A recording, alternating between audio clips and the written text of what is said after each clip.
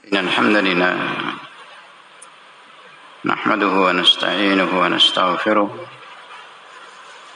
ونعوذ بالله من شرور أنفسنا ومن سيئات أعمالنا من يهده الله فلا مضل له ومن يضلل فلا هادي له أشهد أن لا إله إلا الله وحده لا شريك له وأشهد أن محمدا عبده ورسوله يا أيها الذين آمنوا اتقوا الله حق تقاته ولا تموتن إلا وأنتم مسلمون يا أيها الناس اتقوا ربكم الذي خلقكم من نفس واحدة وخلق منها زوجها وبث منهما رجالا كثيرا ونساء واتقوا الله الذي تساءلون به والأرحام إن الله كان عليكم رقيبا يا أيها الذين آمنوا اتقوا الله وقولوا قولا سديدا يصلح لكم أعمالكم ويغفر لكم ذنوبكم ومن يطع الله ورسوله فقد فاز فوزا عظيما أما بعد إخوة الإيمان رحمكم الله وأعزكم الله جميعا. Senantiasa kita memanjatkan syukur kepada Allah Jalla wa'ala atas karunia nikmat al-zahirah wal batinah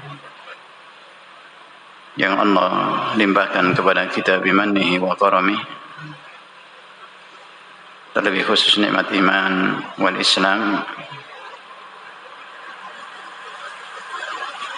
yang Allah tetapkan pada kita semua bitaufiqihi jalla wa ala.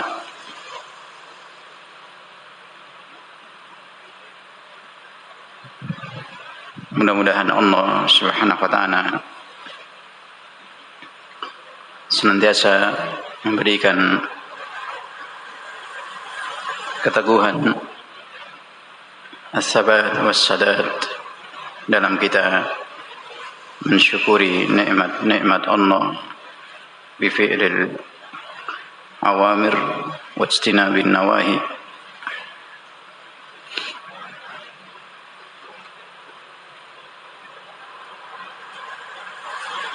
Insyaallah ta'ala kita melanjutkan kembali murajaah tafsirul Quran di Syekh Al-Allamah Muhammad Al-Amin Asy-Syinkiti rahimahullah dalam surat Al-An'am ayat yang ke-52 fi qaulillahi jalla wa ala wa la tatrudil ladzina yad'una rabbahum bil ghadati wal 'ashyi yuriduna wajha ma 'alaika min hisabihim min syai' wa ma min hisabika 'alaihim min syai' fatatrudahum fatakuna minad dhalimin.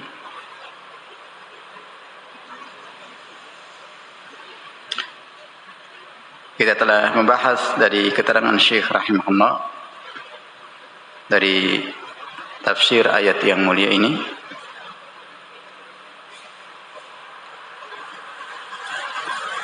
di mana keterangan Syekh rahimahullah sampai pada kalimat yuriduna wajha yang menjelaskan tentang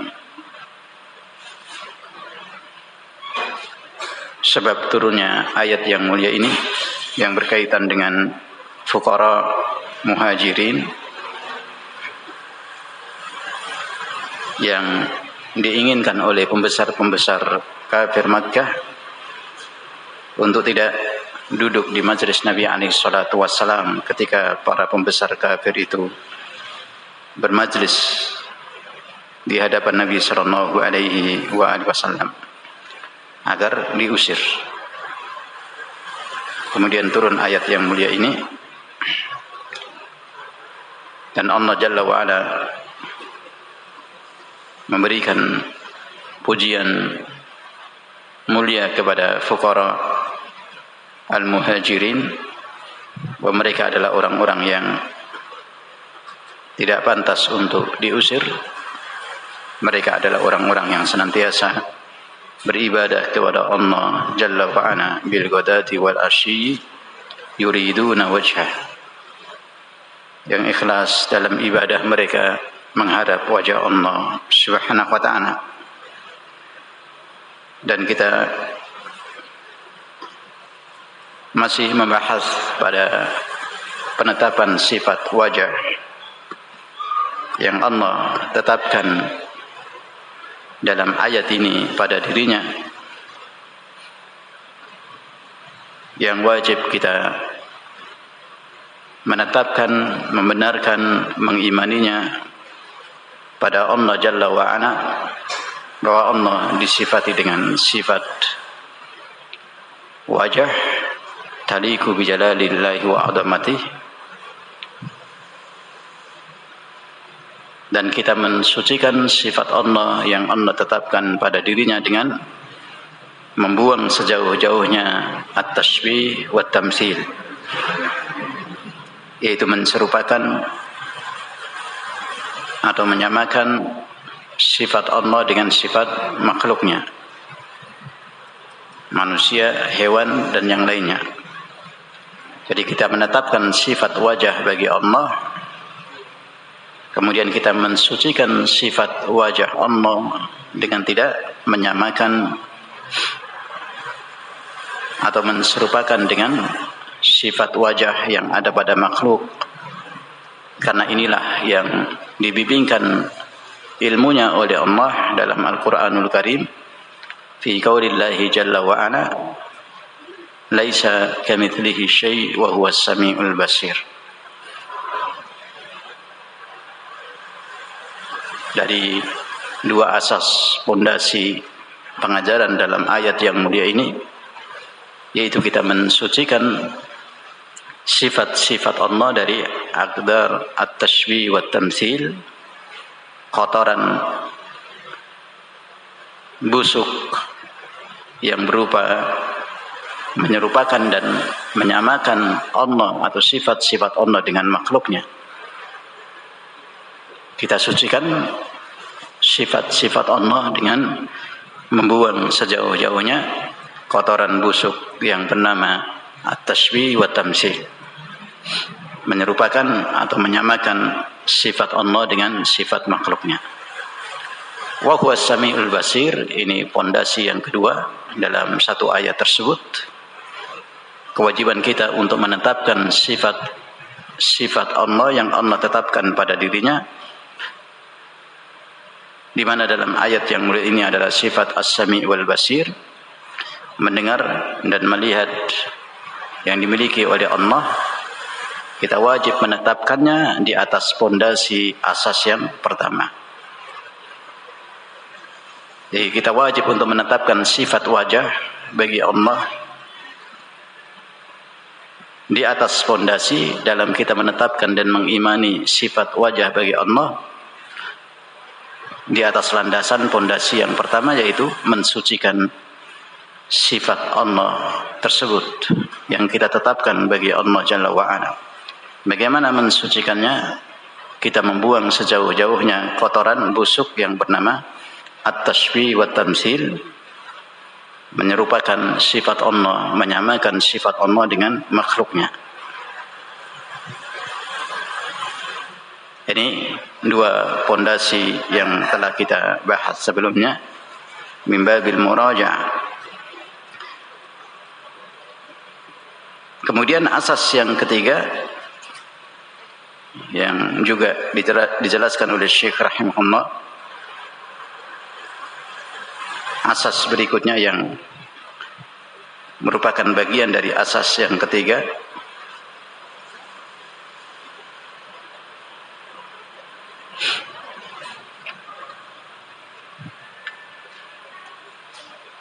qala rahimahullah, alla tatanattu' ayyuhal miskin,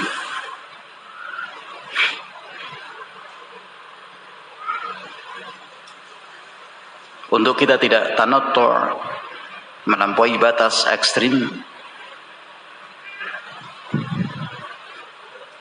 karena kita sebagai hamba Allah, sebagai makhluk yang miskin, yang penuh dengan kelemahan dan cacat pada diri kita manusia, jangan sampai kita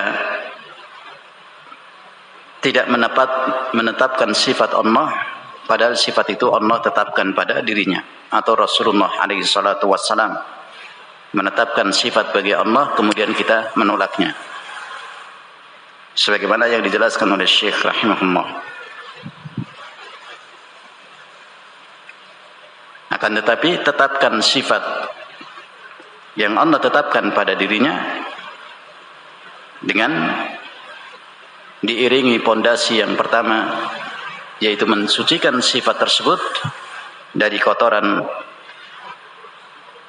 najis, kotoran busuk yang berupa at-tashbih wa tamtsil, yaitu kotoran menyerupakan sifat Allah atau menyamakan sifat Allah dengan makhluknya.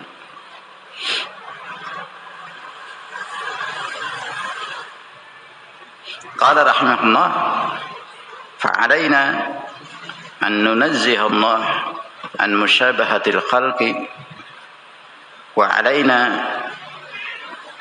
an nusaddiqa Allah bima wasafa bihi nafsahu wa nusaddiqu rasulahu bima wasafa bihi rabbah wa la yakhtar fi uqulina at-tashbih bi sifatil makhluqin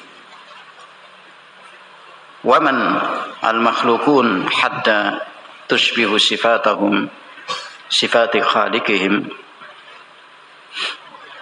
alaysu atharan min athari qudratihi wa iradatihi wa kaifa tushbihu as-sun'a sani'aha.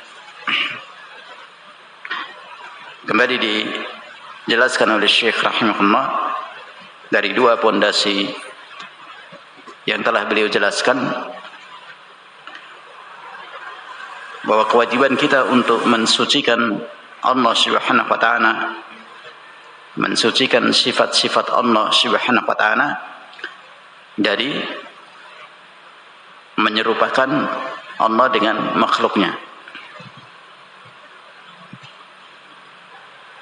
sebagaimana dalam pondasi yang pertama yang beliau jelaskan.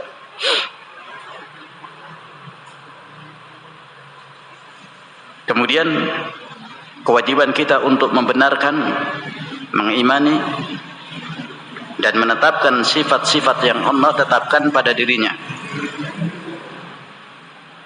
Ini pondasi yang kedua yang tercantum dalam ayat Allah, wa huwas samiul basir. Kita wajib untuk menetapkan sifat dalam ayat ini dan ayat-ayat yang lainnya yang Allah tetapkan pada dirinya. Demikian juga nusaddiq rasulahu bima wasafa bihi rabbah. Kita wajib untuk menetapkan, membenarkan dan mengimani sifat-sifat yang Rasulullah tetapkan pada Allah Jalla wa Ala.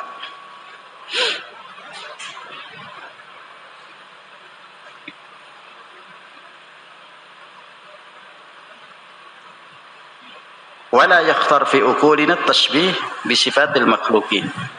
Jadi jangan sekali-kali terbetik sedikit pun di akal kita, di benak kita, di hati kita kotoran najis yang berupa at-tashbih, menyerupakan Allah, menyerupakan sifat-sifat Allah bisifatil makhlukin, dengan sifat makhluknya.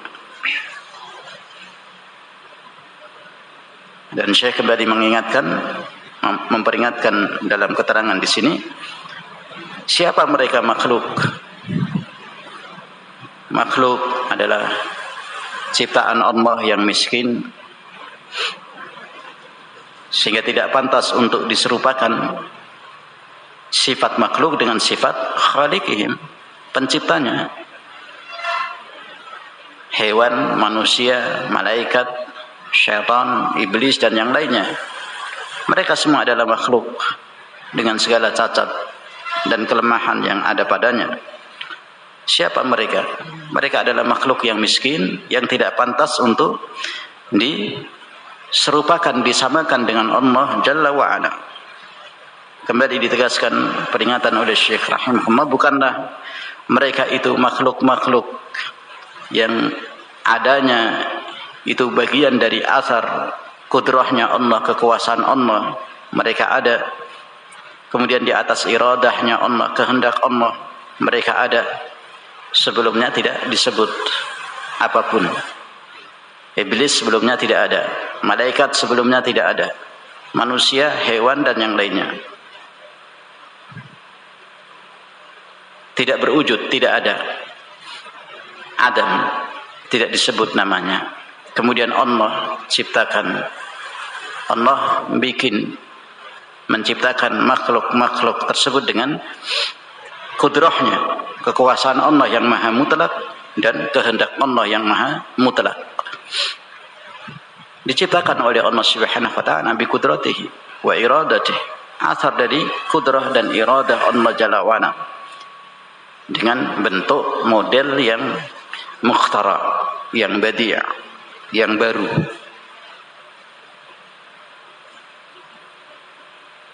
Bagian dari penciptanya. Asar dari kudrah Allah Jalla wa ala yang tidak pantas disamakan, disejajarkan dengan Allah Subhanahu wa taala. Karena makhluk-makhluk itu adalah asar dari kekuasaan Allah dan iradah Allah. Mereka diciptakan yang sebelumnya tidak ada, tidak berupa benda, kemudian diciptakan oleh Allah Subhanahu wa taala.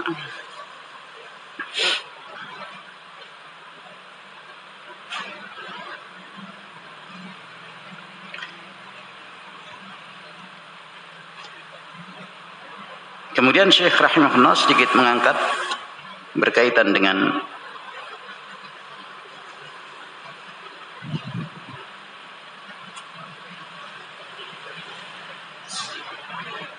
tanattu' fid din.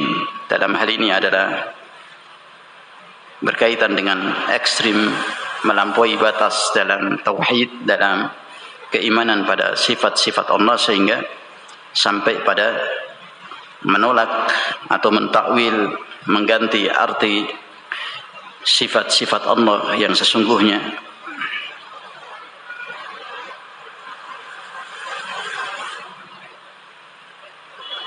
Qala rahimahullah, walau tanatta'a mutanatti' wa qala nahnu ma 'arafna sifat as-sam' wala basar munazzah an sifatil khalqi wa ma 'alimna sifata wajh munazzah an sifatil khalqi wa ma 'alimna kayfiyata sifati istiwa munazzah an istiwa'atil khalqi fabayyanu lana kayfiyata hadhihi sifat hatta na'kila kayfiyata munazzah na'taqiduna. Sedikit diangkat masalah oleh Syekh rahimahullah yang ini juga sering dilontarkan oleh ahlus syubhah, ahlul batil, ahlul ahwa, yang membebaskan akal mereka mengembara, mereka memikirkan zatnya Allah Subhanahu wa taala yang Allah telah tetapkan. Keterbatasan akal mereka tidak akan bisa sampai untuk meliputi hakikat dari zatnya Allah dan sifat-sifat Allah. Jika ada seorang ekstrim yang melampaui batas dalam keimanan pada sifat-sifat Allah, dia bertanya, kami tidak mengetahui bentuk dari sifat mendengar Allah, hakikat bentuk dari sifat mendengarnya Allah. Demikian juga sifat wajah Allah, bagaimana bentuknya.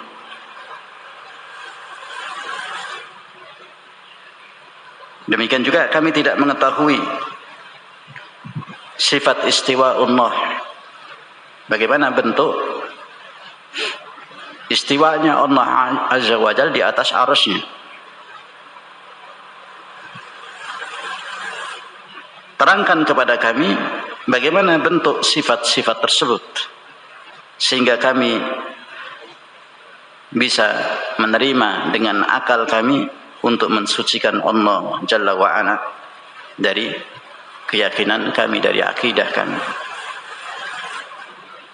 Ini orang-orang yang membebaskan akalnya, bebas mengembara, memikirkan zatnya Allah Subhanahu wa ta'ala, hakikat zatnya Allah dan sifat-sifat Allah Jalla wa'ala. Padahal Allah sudah mengajarkan dengan pengajaran ta'lim samawi yang mudah untuk kita mengimani sifat-sifat Allah, menetapkan nama-nama dan sifat-sifat Allah dan mensucikannya. Cara mensucikannya yakni tidak menyamakan sifat-sifat Allah tersebut dengan sifat makhluknya. Ini pengajaran ilahi, ta'lim dari Allah Subhanahu wa ta'ala.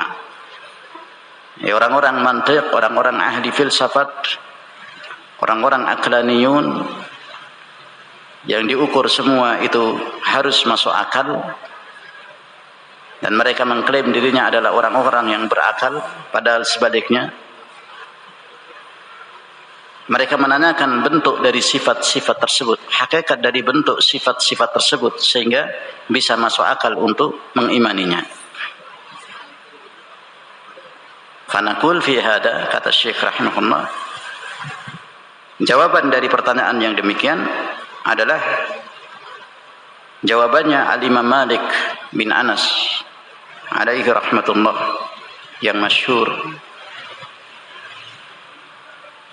yang dinukil oleh para ulama, Syekhul Islam Ibnu Taimiyah rahimahullah dan ulama yang lainnya dalam risalah Ar-Rad 'ala al-Jahmiyah, Imam Ad-Darimi rahimahullah, demikian juga Al-Imam Al-Baihaqi dalam Asma' wa Sifat, demikian juga Al-Lalikai dalam Sarhus Sunnah, demikian juga dalam Mukhtasar Ulu,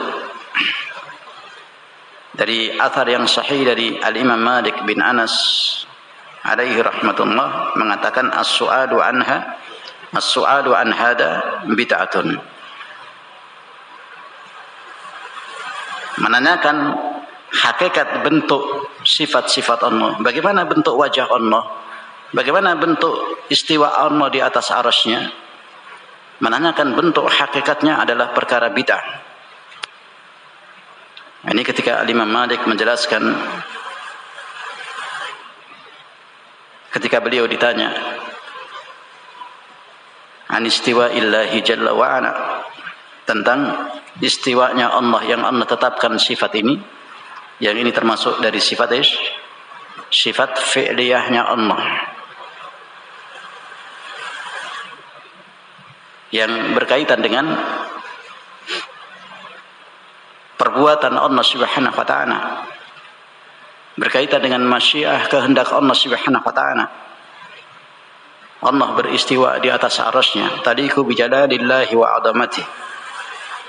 Ketika Al-Imam Malik bin Anas ditanya tentang istiwa Allah, bagaimana hakikat bentuk istiwanya Allah di atas arasy-Nya, maka Al-Imam Malik menjawab dengan jawaban yang sangat masyhur, al-istiwa'u ma'lumun wal kaifu majhulun wal imanu bihi wajibun was su'alu anhu bid'ah.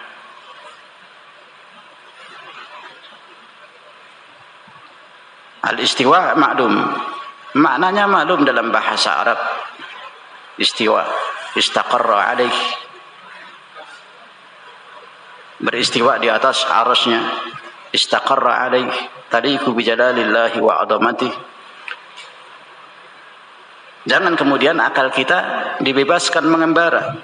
Kalau Allah beristiwa di atas arasy-Nya, berarti Allah butuh tempat, sebagaimana anggapan sebagian dai yang digandrungi oleh masyarakat muslimin dalam menolak sifat istiwa Allah ala arsyihi. Berarti Allah butuh tempat, disamakan dengan makhluk. Allah sendiri sudah mengajarkan kepada kita, memberikan ta'lim kepada kita, imani sifat Allah sucikan sifat Allah dengan cara membuang kotoran najis yang bernama at-tashbih wa tamtsil. Menserupakan, menyamakan sifat Allah dengan makhluknya. Buang najis itu. Buang kotoran, menyerupakan, menyamakan Allah dan sifat-sifat Allah dengan makhluknya.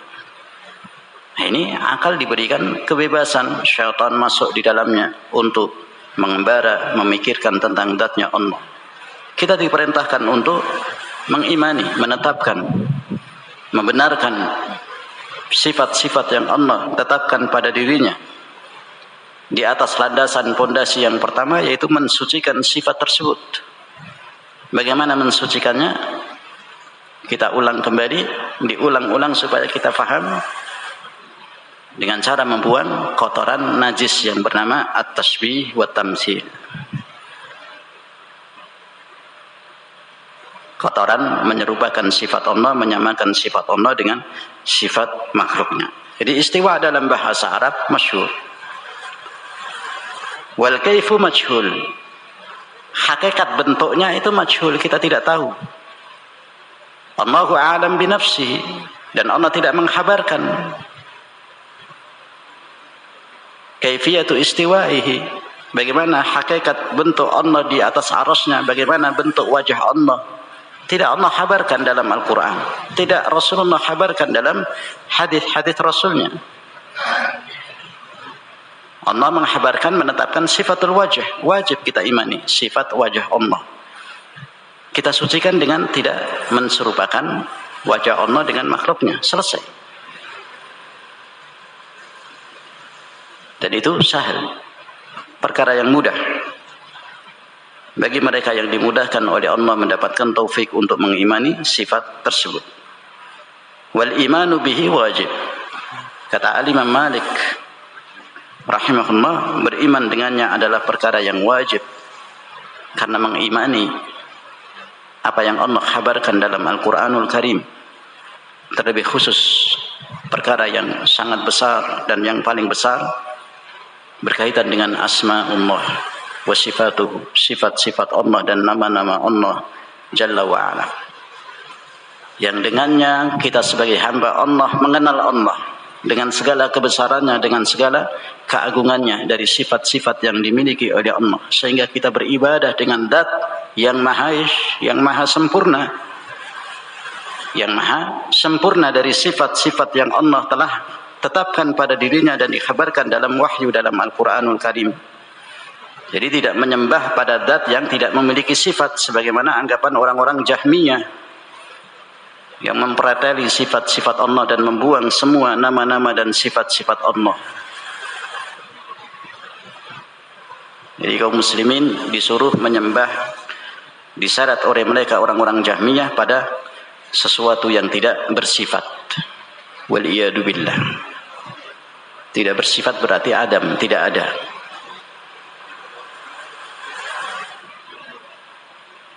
Mau dicabut ruh ibadah ubudiyah kaum muslimin dari jiwa mereka dalam peribadahan kepada Allah Subhanahu wa taala.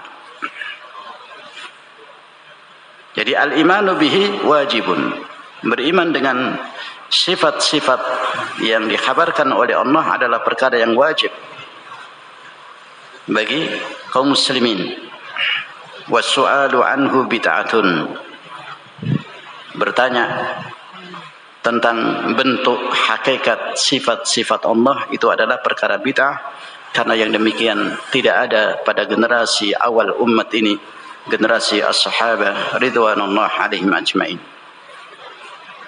Ketika turun ayat-ayat berkaitan dengan Allah, berkaitan dengan zatnya Allah, berkaitan dengan sifat-sifat Allah, mereka mengimani dengan pengimanan yang sempurna ketundukan mereka, pengagungan mereka kepada Allah, karena mereka mengilmui dari kesempurnaan sifat-sifat Allah tersebut, dan mereka mengilmui bahwa sifat-sifat Allah tidak ada makhluk satupun yang menyamai sifat-sifat Allah Jalla wa'ala. Laisa kamitslihi syai'. Mereka mengilmui dan mengimani pengagungan yang sangat sempurna yang ada pada mereka, karena ilmu mereka yang sangat dalam apalagi berkaitan dengan zatnya Allah Subhanahu wa taala. Tidak ada pertanyaan mereka kepada Rasulullah sallallahu alaihi wasallam.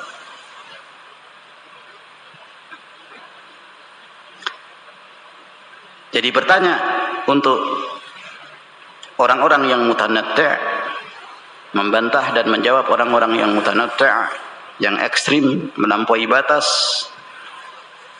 dalam menolak sifat-sifat Allah dengan kebebasan akal mereka,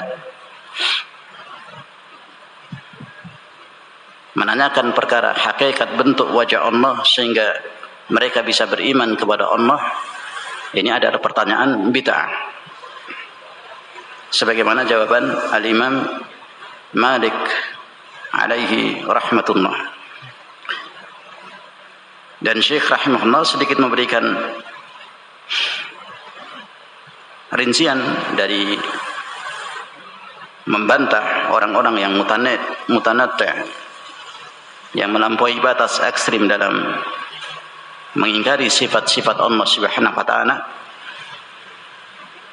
Walakin natanazzalu ma'ah wa naqul ayyuhal mutanatti' hal arafta kayfiyat adz-dzat, yani zatnya Allah al-karimah al-muqaddasah al-muttasifatu bihadhihi as-sifat, fala budda ay yakulla fanaqul ma'rifatu kayfiyatil ittisabi bihadhihi as-sifat mutawaqqifah ala ma'rifati kayfiyatid dzat. Ini sedikit memberikan rincian dari debat yang dilontarkan, yang sesungguhnya pertanyaan tentang kaifiyah atau bentuk hakikat wajah Allah atau sifat-sifat Allah yang lainnya itu adalah perkara bid'ah. Dan Syekh rahimahullah sedikit merinci untuk membantah orang-orang yang mutanatti' tersebut dari jidalnya, dari bantahannya untuk mengetahui hakikat bentuk dari wajah Allah atau sifat-sifat Allah yang lainnya, yang sungguhnya Allah telah membatasi la yuhituna bihi ilma dalam ayat Allah, bahwa manusia tidak ada yang bisa dengan ilmunya meliputi sampai kepada hakikat zatnya Allah Subhanahu wa taala. Demikian juga sifat-sifat Allah, yang ini merupakan nanti pada yang dijelaskan oleh Syekh merupakan pondasi yang ketiga dalam kita mengimani sifat-sifat Allah Subhanahu wa taala. Untuk memutus, membuang sejauh-jauhnya ketamakan untuk mengetahui hakikat zatnya Allah, hakikat dari sifat-sifat Allah.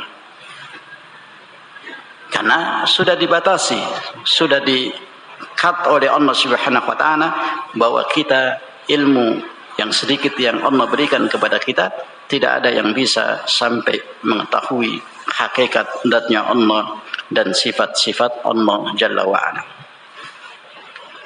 Sedikit dirinci oleh Syekh rahimahullah untuk membantah orang-orang yang mutanatti', yang ekstrim dalam pengingkaran pada sifat-sifat Allah. Kita tanyakan kepada dia, apakah engkau mengetahui bentuk zatnya Allah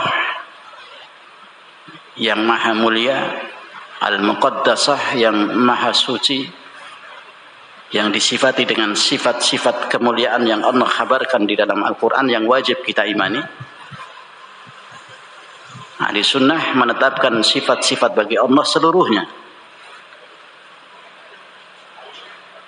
Kita tanyakan kepada orang yang membantah untuk memaksa mengetahui hakikat wajah Allah. Kita tanyakan kepada dia, apakah engkau mengetahui bentuk zatnya Allah itu bagaimana bentuknya?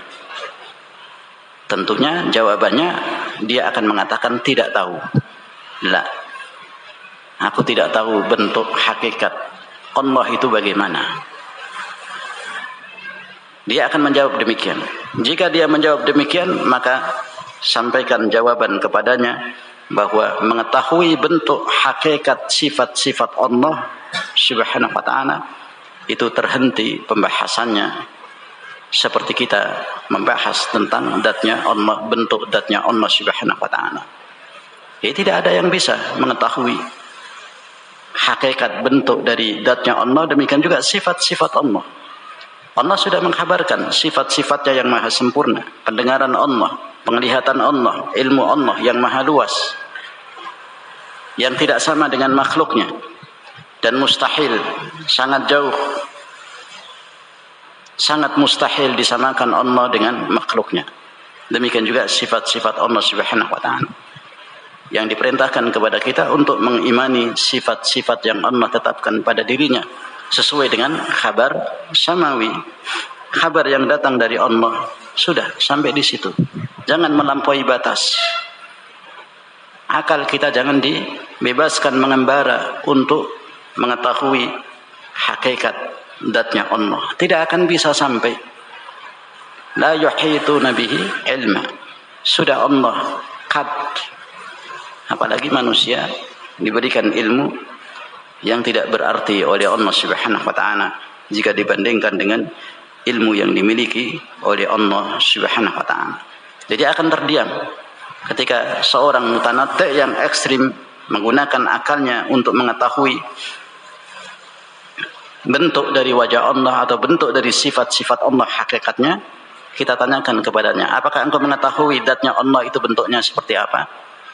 Ketika dia menjawab tidak mengetahui, demikian juga sifat-sifat Allah, pembahasannya sama dengan zatnya Allah, karena sifat-sifat itu ada pada Allah Jalla wa'ala. Ini ikhwatal iman rahimakumullah, peringatan dari Syekh kepada kita untuk tidak menjadi orang-orang yang mutanatti', yang melampaui batas, yang ekstrim. Yang hal ini berkaitan dengan masalah akidah, karena hadis halakal mutanatti'un, binasa dan celaka orang-orang yang mutanatti', yang melampaui batas, yang ekstrim. Itu bukan hanya bisa terjadi pada masalah akidah, tetapi juga lebih luas daripada itu, masalah ibadah dan yang lainnya.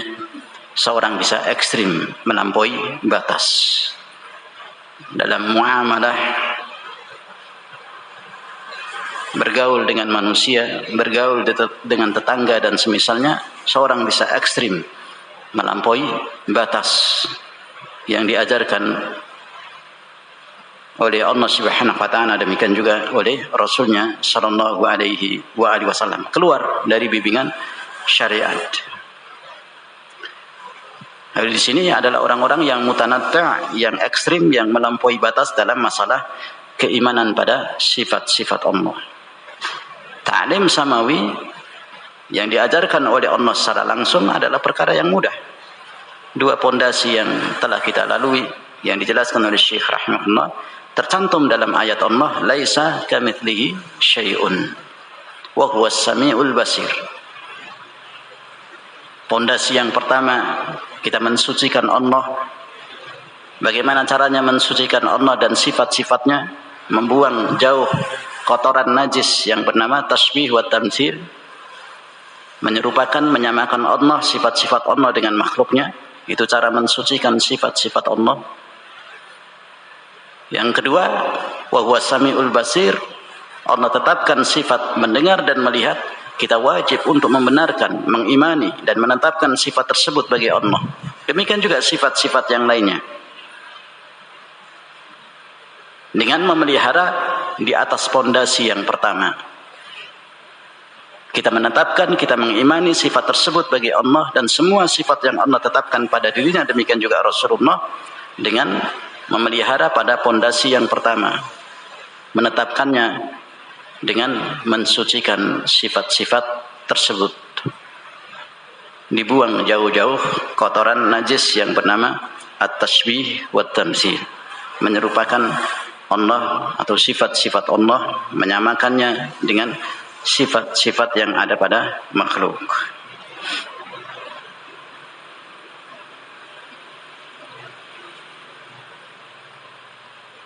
Qala rahimahullah, hadani aslani,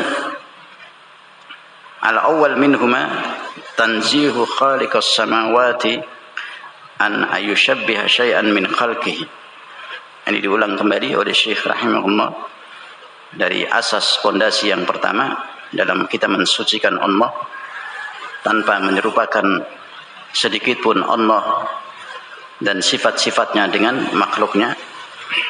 Atsani, pondasi yang kedua, tasdiquhu fima wasafa bihi nafsahu.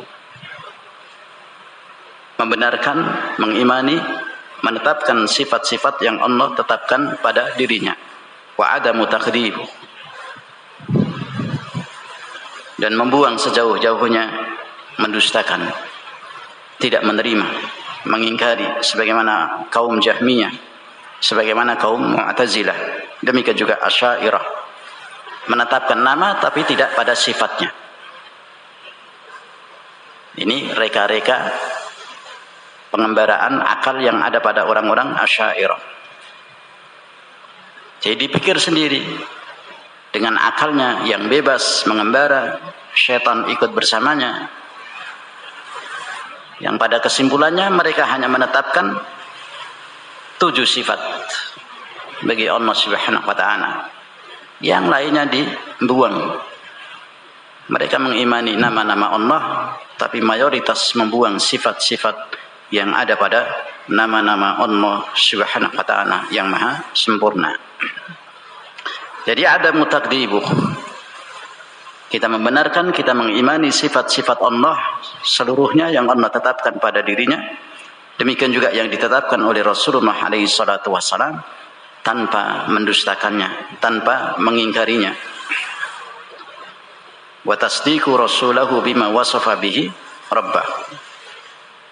Demikian juga Rasulnya dalam menetapkan sifat bagi Allah wajib kita imani, kita tetapkan. Kembali diulang oleh Syekh rahimahullah, mabniyan ala asasit tanjih, yang dibangun di atas asas yang pertama, pondasi yang pertama, yaitu mensucikan Allah Subhanahu wa taala tanpa menyamakan Allah dan sifat-sifat Allah dengan makhluknya. Laisa kamitslihi syai'. Ini kandungan dari pondasi yang pertama. Qala rahimahullah, fa awwalul ayat tanzih min ghairi ta'dil, mensucikan Allah dengan tanpa menolak sifat-sifat Allah. Dan yang terakhir, wa huwa samiul basir, kalimat berikutnya menetapkan sifat-sifat Allah, itsbat lis-sifat min ghairi tashbih wala tamtsil, menetapkan semua sifat-sifat Allah dengan tanpa menyerupakan, menyamakan sifat-sifat Allah dengan makhluknya. Meskipun makhluk sebagaimana kita ketahui juga memiliki sifat-sifat tersebut. Wa in kanat al-hayawanat tasma'u wa tubsir.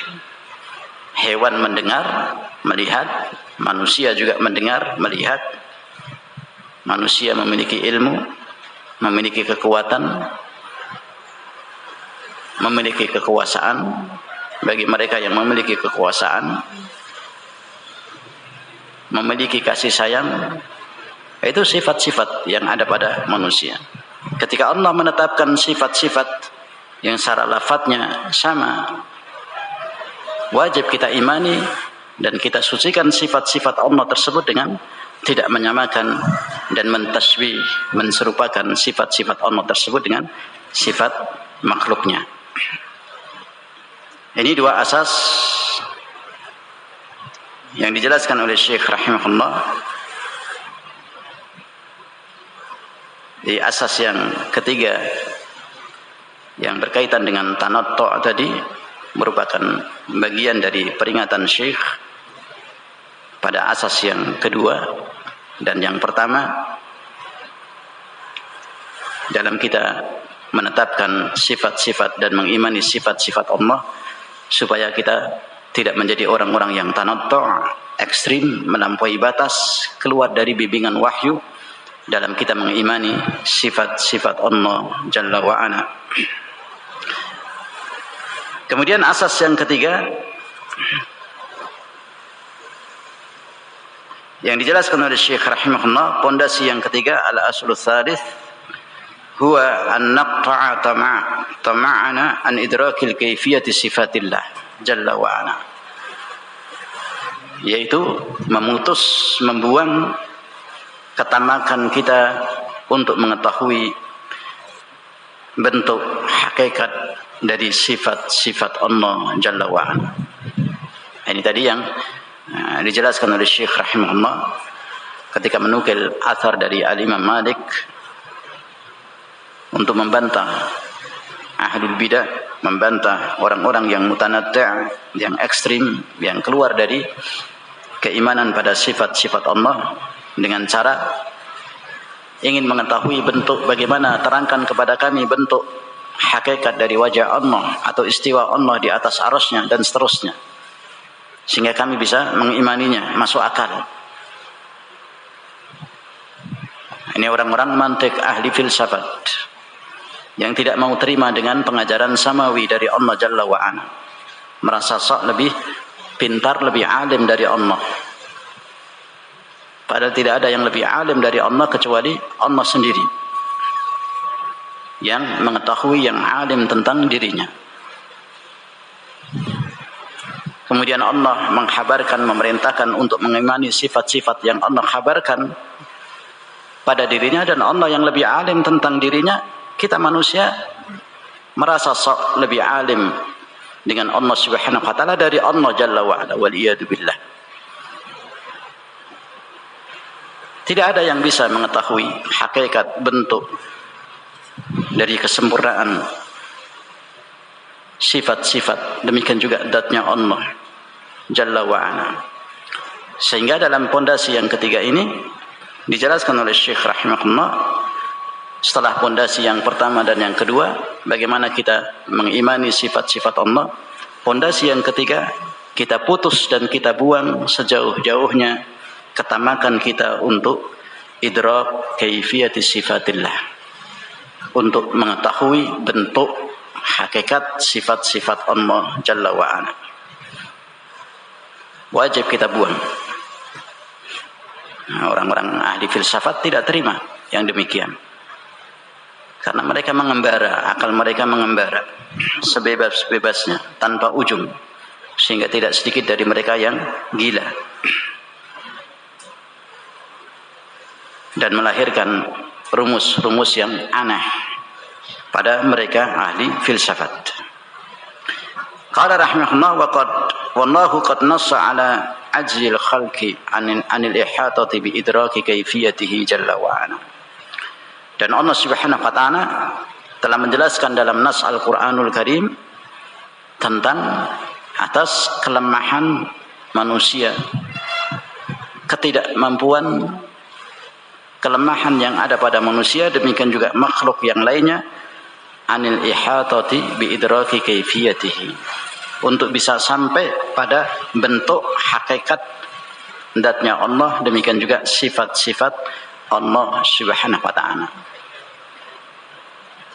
Ini sebagaimana Allah firmankan yang diisyaratkan dalam surat Thaha ayat yang ke-110 yang dinukil oleh Syekh rahimahullah, fi qaulillahi jalla wa ala ya'lamu ma baina aydihim wa ma khalfahum wa la yuhituna bihi ilma.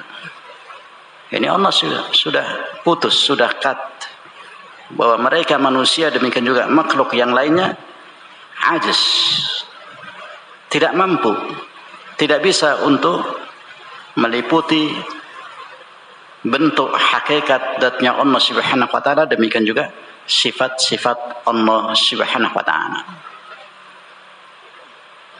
Tidak akan bisa tahu hakikat. Ketika Allah mengkhabarkan kepada kita wa yabqa wajhu rabbika dzul jalali wal ikram, Allah tetapkan sifat wajah dan disifati wajah Allah dengan segala ketinggian, kemuliaan dan keagungannya. Apakah dari kita manusia ada yang mengetahui bagaimana bentuk wajah Allah?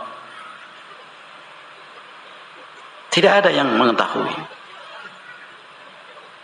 Oleh sebab itulah keimanan dengan asma wa sifat merupakan perkara tauqifiyah, perkara tauqifi yang wajib berhenti di atas nas dalil. Tidak boleh mereka-reka dengan akal, mengembara dengan akalnya untuk bisa sampai idrak kaifiyatihi, kaifiyatid dzat atau sifatihi, untuk bisa mengetahui bentuk hakikat zatnya Allah atau sifat-sifat Allah. Allah sudah menjelaskan kelemahan dan sudah dekat, mereka tidak akan bisa mampu. Allah hanya jelaskan sifat-sifatnya. Kita wajib mengimani sebatas yang Allah kabarkan dalam Al-Quran, dalam hadis Nabi SAW. Lebih daripada itu kita berhenti. Jangan tanattu', jangan ekstrim, melampaui batas dari apa yang dikhabarkan oleh Allah Subhanahu wa taala dalam Al-Quran, demikian juga dalam hadis Nabi SAW. Apalagi berkaitan dengan zatnya Allah, dengan sifat-sifat Allah. Jangan menjadi hamba yang tajarru' ilallah Subhanahu wa taala, lancang kepada Allah Subhanahu wa taala. Seorang hamba wajib untuk beradab kepada Allah Subhanahu wa taala. Dan ini yang ada pada generasi Al-Qurun Al-Fadilah, generasi sahabat yang mulia. Mereka semua tunduk kepada nas, apalagi berkaitan dengan keimanan pada zatnya Allah dan sifat-sifat Allah Subhanahu wa taala. Jadi dalam ayat ini Allah Subhanahu wa taala telah menjelaskan ajzul khaliq, ajzul khalqi, kelemahan makhluk, cacat batas ketidakmampuan makhluk untuk bisa sampai meliputi ilmunya pada hakikat zatnya Allah. Demikian juga sifat-sifat hakikat bentuk dari zatnya Allah dan sifat-sifat yang dimiliki oleh Allah Subhanahu wa taala. Ini asas pondasi yang ketiga yang dijelaskan oleh Syekh rahimahullah. Kemudian Syekh rahimahullah meringkas dari tiga pondasi yang telah beliau jelaskan. Hadihil usul as-salasah. Al-awwal tanzihullah. Pondasi yang pertama yaitu mensucikan Allah, sebagaimana yang telah kita bahas, bagaimana cara mensucikannya. Demikian juga mensucikan sifat-sifat Allah. Yang kedua, al-iqrar bi sifatillahi mabniyan ala asasi tanzih. Yani menetapkan, mengimani, membenarkan semua sifat-sifat Allah yang Allah tetapkan pada dirinya dibangun di atas pondasi yang pertama. Dibangun di atas pondasi mensucikan Allah dan sifat-sifatnya dengan cara membuang kotoran najis yang bernama at-tashbih wa tamthil. Menserupakan Allah, sifat-sifat Allah, atau menyamakannya dengan makhluk-makhluk yang diciptakan oleh Allah Jalla wa'ala. Yang ketiga, sebagaimana telah dijelaskan oleh Syekh rahimahullah, qat'ut tama' an idrakil kaifiyah. Memutus, membuang sejauh-jauhnya ketamakan kita untuk mengetahui bentuk hakikat zatnya Allah atau sifat-sifat Allah Jalla wa'ala. Karena tidak mampu. Tidak mampu. Allah telah nyatakan ajzul khalqi, ketidakmampuan, kelemahan, cacat, tidak akan bisa ilmu kita manusia untuk mengetahui hakikat bentuk dari zatnya Allah, demikian juga sifat-sifat yang ada pada Allah Jalla wa'ala. Ini ikhwatal iman rahimakumullah, dari tiga pondasi keimanan pada sifat-sifat Allah Subhanahu wa ta'ala yang dijelaskan oleh Syekh rahimahullah, singkat, padat, dan penuh dengan ilmu karena terambil dari nas yang ada dalam Al-Quranul Karim. Jika kita murajaah pada kitab akidah, pembahasan tentang akidah, seperti Syekh Ibn Utsaimin dalam akidah Al-Wasitiyah dan yang lainnya, di sana lebih rinci pembahasannya yang memerlukan akal kita untuk fokus dalam memahami nama-nama dan sifat-sifat Allah terkait dengan keimanan pada nama-nama dan sifat-sifat Allah Jalla wa'ala. Dari Syekh rahimahullah menjelaskan ringkas, padat, dan penuh dengan ilmu, terangkum dalam firman Allah Subhanahu wa ta'ala, laisa kamitslihi syai' wa huwas samiul basir. Dua pondasi yang pertama, Pondasi yang ketiga tercantum dalam firman Allah Subhanahu wa taala dalam surat Thaha, ya'lamu ma baina aydihim wa ma khalfahum wa la yuhituna bihi ilma. Jadi Allah sudah menyatakan akan kelemahan ilmu yang ada pada makhluk, tidak akan bisa mengetahui hakikat bentuk dari zatnya Allah, demikian juga sifat-sifat Allah Jalla wa'ala. Jangankan jauh sampai pada zatnya Allah, roh yang ada di jisim kita sebagaimana dibahas oleh para ulama, kita tidak mengetahui bentuknya. Jika roh itu keluar, maka jisim itu akan mati, tidak berdaya lagi, tidak berkekuatan lagi. Roh yang ada di tubuh kita, kita tidak mengetahui. Sama-sama makhluk, apalagi zatnya Allah Jalla fi'ula.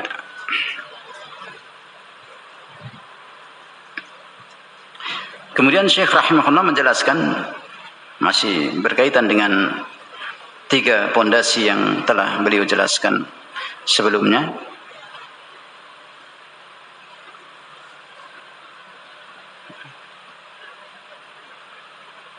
Jamnya sudah mepet, kalau kita bahas mungkin sampai 5:30.